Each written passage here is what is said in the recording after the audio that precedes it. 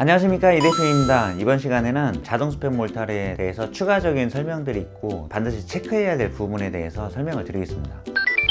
저희가 여러 영상들을 이제 보여드렸는데요, 강조해야 될 부분들이 있어가지고 이 영상을 찍게 되었습니다. 자, 현장에서 자동 몰탈을 이제 사용하는 이유는 영상에서 말씀해 드렸듯이 타일 단차를 맞추기 위해서 바닥에 이제 고르지 못하면 깊이 파인 부분들은 이제 접착제를 이용해서 이제 단차를 맞추는데, 그게 레벨 클립을 사용을 한다고 하더라도 이제 시간이 좀 많이 걸리게 됩니다. 그래서 자동평 몰탈로 작업을 해 놓으면 접착제의 양도 균일하게 들어가고 단차를 맞추는데 굉장히 용이하게 됩니다. 그래서 이제 단차를 최대한 퀄리티를 높일 수 있는 방법이 되는 거죠. 그리고 이제 타일 시공도 마찬가지로 수평 몰탈이 진행을 하게 되면 하자도 훨씬 더 줄기 때문에 이 부분이 중요하다 생각이 돼서 말씀을 드리려고 합니다. 자, 보통 우리가 수평 몰탈의 마감선을 먼저 생각을 해야 되거든요. 상가나 상업용 공간 같은 경우는 출입문 있잖아요. 출입문 밑에 얘를 고정하는 힌지라는 제품이 있어요. 플로어 힌지라고 하는데, 그 힌지가 마감선이 되거든요. 우리가 타일로 마감이 된다고 하면 수평 몰탈 높이를 정하고 그 다음에 타일의 접착제 그리고 타일 두께까지 생각을 하셔야 이게 마감이 정말 예쁘게 잘 나오거든요. 그래서 그런 마감선을 맞추기 위해서 수평 몰탈이 반드시 필요합니다. 자, 이제 그러면 수평 몰탈의 어떤 특징을 가지고 있는지 알고 계셔야겠죠. 수평 몰탈은 최소 5mm 이상의 초속경 몰탈이 아닌 일반 수평 몰탈 같은 경우는 두께가 이제 5mm 이상이 나와야지 하자를 방지할 수가 있습니다. 그리고 그 전에 수평 몰탈을 도포하기 전에 바닥면의 이제 강도가 괜찮은지 한번 체크를 해 보셔야 되고요. 그리고 강도가 나오지 않은 상태에서 수평 몰탈을 하게 되면, 수평 몰탈은 아주 강도가 되게 높거든요. 그래서 레지던트나 뭐 이런 약한 부위를 들고 일어나게 됩니다. 그래서 첫 번째 강도를 체크를 하시고, 두들겨서 소리가 나는 부위면 그곳은 보수를 하셔야 되는 공간이라고 생각하시면 됩니다. 그래서 바닥면에 보수를 먼저 하시고, 시간이 촉박하기 때문에 초속경 보수 몰탈로 이제 강도가 좀 있는 걸로 하시는 게 좋거든요. 그래서 뭐 A45나 뭐 마페이 제품의 21K나 이런 폴리머 이제 보수 몰탈로 보수를 하시고 나서, 그 다음에 얘가 이제 완전히 마른 상태에서 그 다음에 이제 프라이머를 이제 2회 도포를 하는 거죠. 프라이머 도포는 먼지를 제거하는 역할도 하고, 그 다음에 수평 몰탈의 부착력을 늘려주는 역할을 합니다. 그런 작업이 끝난 다음에 수평 몰탈이 들어가는데요. 이제 믹서 할 때 저는 이제 추천드리고 싶은 게, 양을 2포에서 3포를 넘어가지 않는 게 좋다고 생각합니다. 그래서 한번 넘어뜨려서 하든 아니면 들어서 붙든 간에 골재가 이제 밑으로 꺼져 있는 상태에서 위에만 떠가지고 하면 그게 좀 하자의 원인이 되거든요. 그래서 들을 수 있는 양을 믹서를 하시는 게 중요하고요. 제조사에서 이제 공기에 대한 하자가 많기 때문에 첨가제가 좀 들어가긴 합니다만, 그래도 믹서기를 통해서 한번 기포를 빼주고 도포를 할 때는 한 번에 다 부어서, 그러니까 골재가 믹서한 후에 빠른 시간 안에 여러 곳을 부어서 빨리 정리하는 걸로 그렇게 하시고, 그리고 나서 헤라로 면을 정리를 하잖아요. 그때 바닥까지 긁어서 골재가 분리가 되지 않게끔 하는 것이 정말로 중요합니다. 그리고 나서 이제 양생을 시키면 되는데요.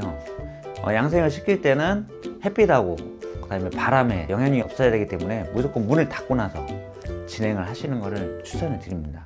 그리고 도포를 하고 나서 스파이크 신발을 신으셔야 될 것 같고요. 그 다음에 가능하면 스파이크 롤러를 사용해서 면을 정리하는 것 또한도 중요하다고 생각을 합니다. 자, 그래서 초속경 몰탈은 제가 아는 선에서는 마페이의 이제 울트라 플레라고, 아덱스의 LQ92가 있는데요. 이 친구들은 거의 4시간 안에 다 양생이 됩니다. 이제 지금처럼 이제 겨울철에도 4시간 안에 양생이 되고, 11트는 양생이 되면서 열이 좀 나거든요. 양생이 될 때 만져보시면 따뜻한 느낌을 받으실 겁니다. 그 다음에 물 혼합비가 굉장히 중요합니다. 마페이나 아덱스나 이제 권고하는 양이 있어요. 물량을 정확하게 믹서를 해야지만 이제 하자에서 방지할 수 있고요. 이제 물을 조금 더 첨가를 한다면 여름철이나 3에서 5%를 넘어가지 않는 선에서 물을 더 첨가하시는 걸로 하셔야지 하자에 대한 방지를 할 수 있는 부분입니다. 이런 부분들을 체크를 잘 하셔야 되고요. 그 다음에 두께가 한쪽은 뭐 한 40mm가 나오고 한쪽은 5mm가 나온다. 그러면 우리가 이제 두껍게 할 수 있는 그런 제품을 좀 찾게 되는데요. 이제 그런 측정을 하셔야 되는 체크 사항으로 좀 두셔야 됩니다. 그리고 많이들 질문하시는 사용량에 대해서는 수평 몰탈의 비중이라는 게 있어요. 시멘트의 이제 두께에 따른 비중이 있습니다. 그래서 수평 몰탈 같은 경우는 가로 세로 1mm에 1mm 두께를 올리고자 하면 수평 몰탈은 1.6kg가 필요합니다. 예를 들어서 이제 10패배, 그러니까 10m, 10m죠. 거기에 이제 5mm 두께로 이제 시공을 해야 되는 상황이라고 하면 비중이 1.6이라고 했잖아요. 그러면 1.6 곱하기 그 5mm 두께 10패배를 계산하시면 108kg가 필요합니다. 그리고 이제 할증률이라고 우리가 믹서를 하다가 잔유물이 좀 남거나 우리가 정확히 계산했다고 하지만 아무리 기계로 측정을 한다고 해도 로스가 있을 수 있기 때문에 할증률을 20%를 더해야 됩니다. 20%를 하게 되면 108kg의 양이 필요하다고 계산을 하시면 좀 안전할 것 같습니다.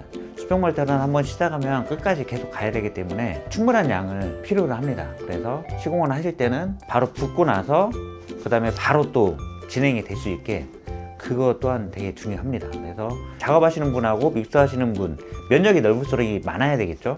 그래서 그게 끊이지 않게끔 겉마름이 생기기 전에 붓는 거 그거 다시 한번 이제 강조하고 싶습니다. 그래서 이제 수평 몰탈을 조금 알게 되면 활용할 수 있는 부분들이 되게 많고 유리한 부분들이 되게 많거든요. 물론 이제 한 가지 공정이 들어가고 얘가 양생시키는 시간에 따른 공기가 이제 늘어나는 거는 가능할 수 있어요. 근데 충분히 이제 초속경 수평 몰탈로도 대체가 되기 때문에 활용을 좀 많이 하셔야 될 것 같습니다. 이제 우리가 갈수록 인테리어의 수준이 계속 높아지고 있는 가운데서 이런 재료의 활용이 정말 좀 많이 돼야 된다 저는 그렇게 생각을 하고요. 그리고 이 방법에 대해서 꾸준히 계속 많이 사용을 하셔야 되는 부분이기 때문에 계속해서 이런 말씀을 드리는 겁니다. 그래서 셀프 인테리어 할 때도 마찬가지로 충분히 하실 수 있습니다. 저희가 언급해드린 그런 부분들만 숙지하시면 문제없이 시공할 수 있기 때문에요.